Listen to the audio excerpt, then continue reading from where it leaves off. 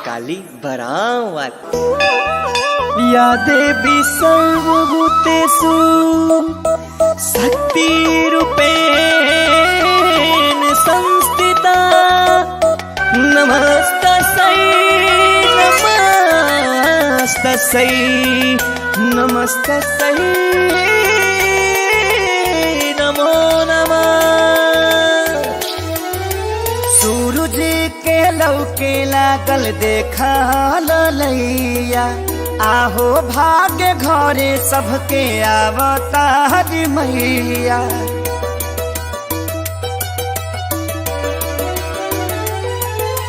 सूरज के लौके लागल देखा ललैया आहो भाग्य घरे सबके अवतार मैया। अब करा जनी दे भइल पूजन के बे जनी जियरा छाछा नावा हाली दूध लेके आव गैया के आरती उतारा मैया के पौआ पखारा मैया के।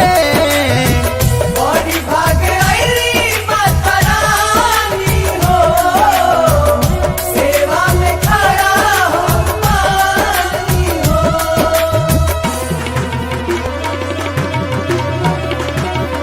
Presented by Adi Shakti Films.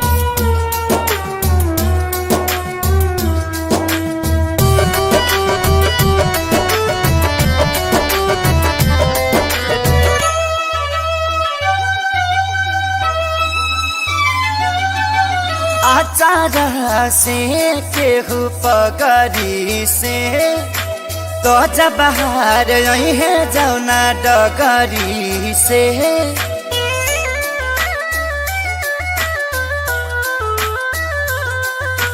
आचार से केहू पगरी से तो जब बाहर आई है जौना डगरी से।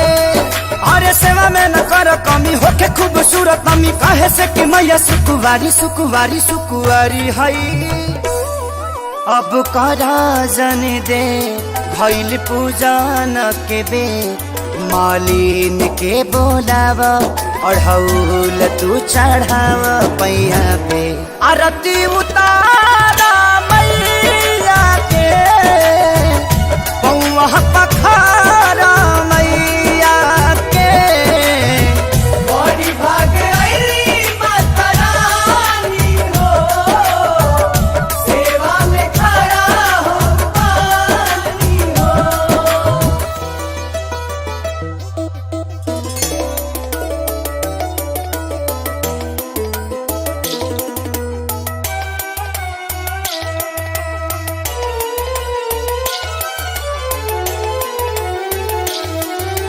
धरती के भाग दुए बेरा जागेला चाही तो कुआर बड़ा निक लगेला।